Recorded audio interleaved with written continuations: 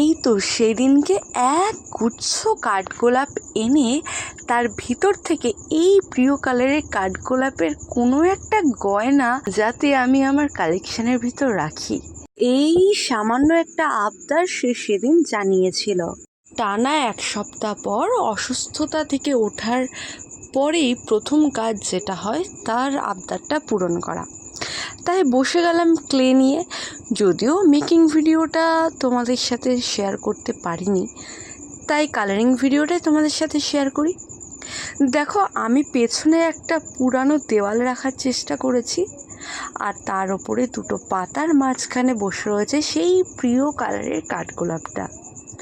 আমারও কিন্তু এই কালারটা ভীষণ পছন্দের। ফুলের কালার হিসাবে এখানে আমি পিঙ্ক কালার ইউজ করেছি। কালারটা একদম হালকা করে ইউজ করেছি। আচ্ছা, তোমরা বলো তো ঠিকঠাক হয়েছে তো?